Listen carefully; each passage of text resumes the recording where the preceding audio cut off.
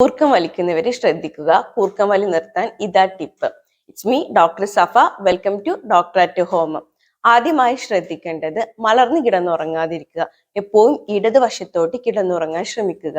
രണ്ടാമതായി ശ്രദ്ധിക്കേണ്ടത് ഉറങ്ങുമ്പോൾ എപ്പോഴും തലഭാഗം ഉയർത്തി വെച്ച് കിടക്കാൻ ശ്രമിക്കുക.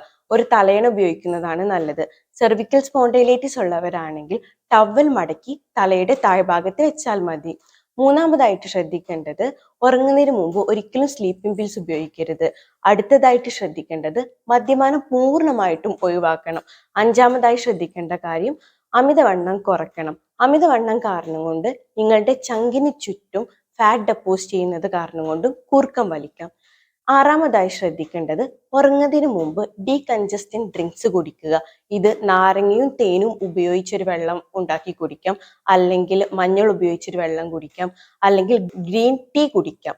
ഇതെല്ലാം നിങ്ങളുടെ എയർവേസിലുള്ള കഫം ക്ലിയർ ചെയ്യാൻ വേണ്ടി സഹായിക്കും. ലാസ്റ്റ് ആയിട്ട് ചെയ്യേണ്ടത് ഒരു എക്സസൈസ് ആണ്. ഇതിന് മയോഫേഷ്യൽ എക്സസൈസ് എന്ന് പറയും. ഇത് കൂർക്കം വലി നിർത്താൻ വേണ്ടി സഹായിക്കും. ആദ്യമായിട്ട് നിങ്ങൾ ചെയ്യേണ്ടത് നിങ്ങളുടെ നാവിന്റെ അറ്റം നിങ്ങളുടെ വായുടെ മുകൾ ഭാഗത്ത് കൊണ്ട് തട്ടിക്കുക. എന്നിട്ട് 2 സെക്കൻഡ് വെക്കുക. എന്നിട്ട് പിന്നിലോട്ട് വലിക്കുക.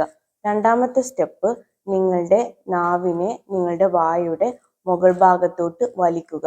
എന്നിട്ട് നാവിനെ അവിടെ അടുപ്പിച്ച് വെക്കുക. മൂന്നാമത്തെ സ്റ്റെപ്പ് നിങ്ങളുടെ നാവിന്റെ അറ്റം നിങ്ങളുടെ വായുടെ താഴ്ഭാഗത്തുള്ള പല്ലിൽ കൊണ്ട് തട്ടിക്കുക.